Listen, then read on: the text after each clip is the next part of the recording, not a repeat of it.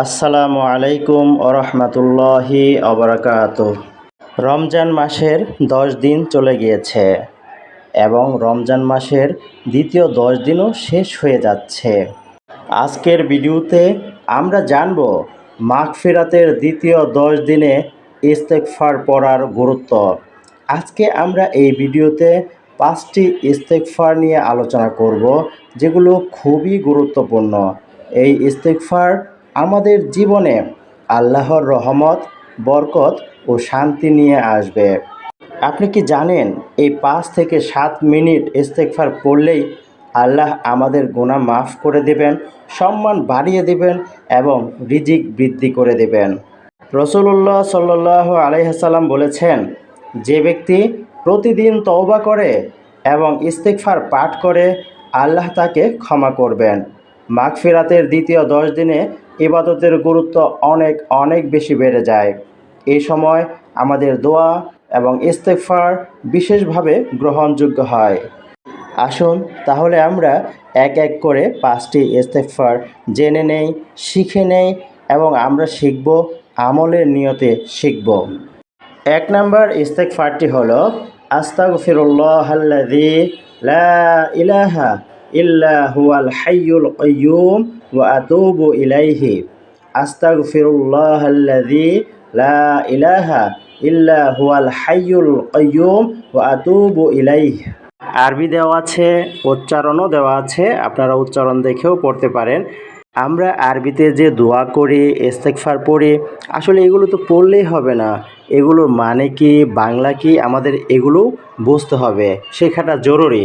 এর বাংলা হলো, আমি সেই আল্লাহর কাছে ক্ষমা চাই যিনি ছাড়া কোনো উপাস্য নেই, আমি তার দিকেই তওবা করছি। আমি সেই আল্লাহর কাছে ক্ষমা চাই যিনি ছাড়া কোনো উপাস্য নেই, আমি তার দিকেই তওবা করছি।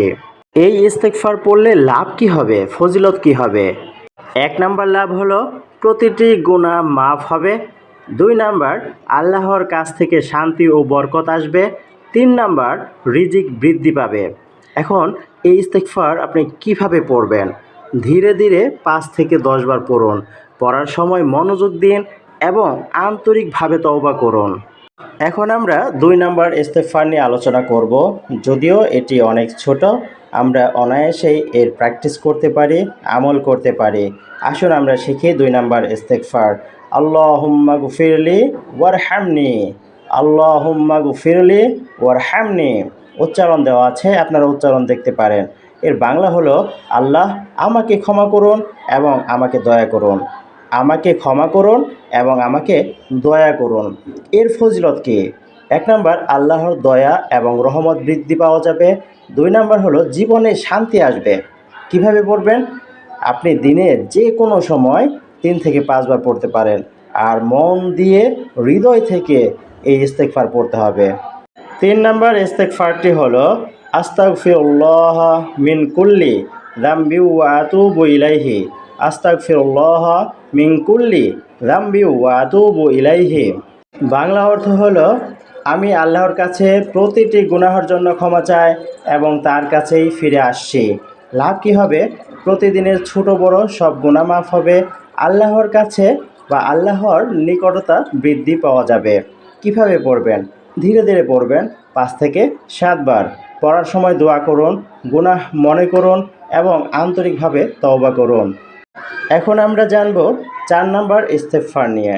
4 নাম্বার ইস্তেগফারটি হলো রব্বি গফিরলি ওয়া তুব আলাইয়া ইন্নাকা আনতাত তাওয়াবুর রহিম। আমার রব, আমাকে ক্ষমা করুন এবং আমাকে তওবার গ্রহণযোগ্য মনে করুন। আপনি সর্বশ্রেষ্ঠ তওবা গ্রহণকারী ও দয়াময়। লাভ হবে, দীর্ঘদিনের গুনাহ মাফ হয়ে যাবে, আল্লাহর কাছে স্থায়ী শান্তি আসবে, মানে আল্লাহর পক্ষ থেকে স্থায়ী শান্তি আসবে, নেক ও বরকত বৃদ্ধি পাওয়া যায়। কিভাবে পড়বেন? প্রতিদিন 3 থেকে 5 বার পড়ুন এবং পড়ার সময় হৃদয় দিয়ে বলুন, মন থেকে বলুন। এখন আমরা জানতে যাচ্ছি সর্বশেষ 5 নম্বর ইস্তেগফার। 5 নম্বর ইস্তেগফার, সুবহানাল্লাহি ওয়ালহামদুলিল্লাহ ওয়ালা ইলাহা ইল্লাল্লাহু আল্লাহু আকবার। সুবহানাল্লাহি ওয়ালহামদুলিল্লাহ ওয়ালা ইলাহা ইল্লাল্লাহু আল্লাহু আকবার। বাংলা হলো আল্লাহকে পবিত্রতা ঘোষণা, সমস্ত প্রশংসা তার জন্য, তার ছাড়া আল্লাহ ছাড়া অন্য কোনো উপাস্য নেই এবং আল্লাহ মহান। এর লাভ হলো নেক আমল বৃদ্ধি পায়, মন ও হৃদয় শান্ত থাকে, আল্লাহর কাছ থেকে বরকত ও দয়া আসে। কিভাবে পড়বেন? দিনে কয়েকবার, বিশেষ করে নামাজের আগে বা পরে মন থেকে পড়বেন। আপনি যদি নিয়মিত এই ইস্তিগফারগুলো পড়েন, পাঠ করেন, দেখবেন জীবনে শান্তি, সম্মান ও বরকত বৃদ্ধি পাবে। দৈনন্দিন সমস্যাগুলো সহজ হয়ে যাবে। শুধুমাত্র এই 5 থেকে 7-8 মিনিট সময় দিয়েই আল্লাহর রহমত অর্জন করা সম্ভব। ছোট্ট একটা গল্প। একজন মুসলমান প্রতিদিন ইস্তিগফার পড়তে শুরু করলো। 1 মাসের মধ্যে তার জীবনে শান্তি ও সফলতা বৃদ্ধি পেল। আসলে আল্লাহর উদ্দেশ্যে আমল করা, তওবা করলে আল্লাহ তাআলা অনেক অনেক বেশি খুশি হয়ে যায়, আর আল্লাহ তাআলা প্রতিদান অনেক বেশি বেশি দিয়ে থাকেন। চলুন আমরা সবাই একত্রে দোয়া করি।